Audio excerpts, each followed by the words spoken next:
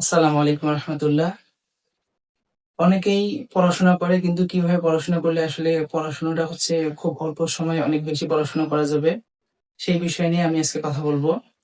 তো অনেকেই পড়াশোনা করো কিন্তু পড়াশোনার হচ্ছে একটা যে ফ্লো, একটা যে ধারাবাহিকতা থাকে সেই বিষয়টা তোমরা কি বলবো মেইনটেইন করতে পারো না। আজকে আমি তোমাদের মাঝে এমন একটা রুটিনস আমি দিব, যে রুটিনসটা যদি তোমরা ফলো করে থাকো, তাহলে যে পড়াশোনার একটা মোটিভেশন লাগে সেই মোটিভেশনটা তোমরা ফিরে পাবা।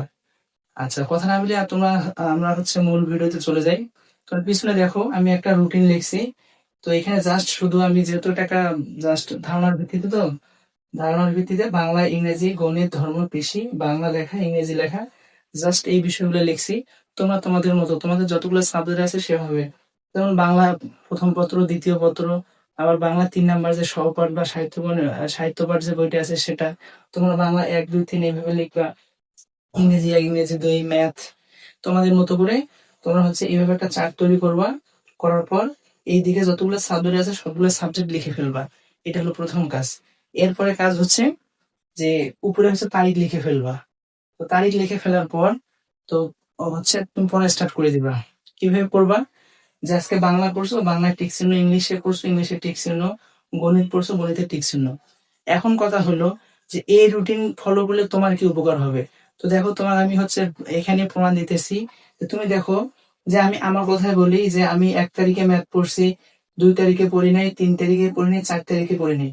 যখন তুমি এইভাবে একটা হচ্ছে সততার সহিত, যে অনেস্টির সাথে যখন তুমি এই রুটিনটা মেনটেন করবা, যেদিন যে পড়াটা পড়বা সেই পড়াটাই যদি তুমি টিক চিহ্ন দাও, না পড়লে টিক চিহ্ন দিবা না বা ক্রস দিবা। এখন দেখো, ৫ তারিখের দিন যেদিন তুমি পড়তে বসবা, তোমার মাঝে একটা গিল্টি ফিল করবে। কিরকম?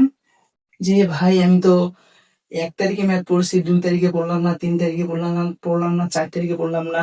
না, আজকে আগে ম্যাথেই পড়ি। আজকে ম্যাথ দিয়ে শুরু করি, তারপর পরের বিষয়ে যাই।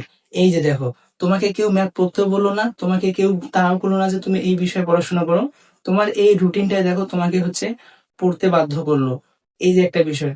তো দেখো, রুটিনটা হচ্ছে খুবই কার্যকর একটা বিষয়। আমিও হচ্ছে কলেজ লাইফে এই রুটিনটাও ফলো করছিলাম।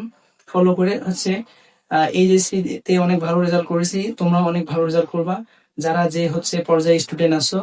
তো এখন আমি কথা বলবো যে পড়াশোনা করব কিভাবে। তো রুটিন মানলাম, ঠিক আছে।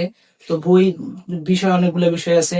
যেমন বাংলা বিষয়, বাংলা তো অনেকগুলো টপিক আছে। বাংলা হচ্ছে ক নাম্বার প্রশ্ন আছে, খ নাম্বার প্রশ্ন আছে, সৃজনশীল প্রশ্ন আছে, এরপর নৈবেত্তিক আছে, অনেকগুলো বিষয় আছে, তাই না? এখন আমি কি সবগুলাই পড়বো? উত্তর হলো না, তুমি সবগুলাই পড়বা না। তুমি হচ্ছে বাংলা হচ্ছে একটা গল্প পড়ছো, বাংলায় তুমি টিকছো না, বাংলায় তো পড়ছো, তাই না? এরপর হচ্ছে তুমি এমসিকিউ পড়ছো, টিকছো না, বাংলায় তো পড়ছো, তাই না? এখন গ্রামারে তুমি হচ্ছে সময় পাও নাই, বা হচ্ছে যেভাবেই হোক, যে একটা পৃষ্ঠে রিডিং পড়ছো শুধু, গ্রামার তো পড়ছো, তাই না? এই যে তুমি টিকচিহ্ন দিয়ে যাবা, পড়ছো তো, এভাবে টিকচিহ্ন দিয়ে যাবা। এটা তোমার হচ্ছে পড়ার একটা হচ্ছে যে পড়াশোনার যে একটা এনার্জি থাকে, সেই এনার্জিটা তোমাকে হচ্ছে বিল্ড আপ করবে। তো এর পরের ভিডিওতে আমি কথা বলবো কিভাবে পড়া মুখস্থ করতে হয়। দেখো বস, ইংলিশ রাইটিং পার্ট আছে, তারপর হচ্ছে আরো সূত্র আছে, ক নাম্বার প্রশ্ন, খ নাম্বার জ্ঞানমূলক, অনুধাবনমূলক প্রশ্ন। এই প্রশ্নগুলো কিন্তু মুখস্থ করতে হয়। এখন কিভাবে মুখস্থ পড়লে হচ্ছে তুমি খুব তাড়াতাড়ি মুখস্থ করতে পারবা, নেক্সট ভিডিও এটাতে আসতেছে। তো সবাই ফলো দিয়ে পাশে থাকবা। ধন্যবাদ।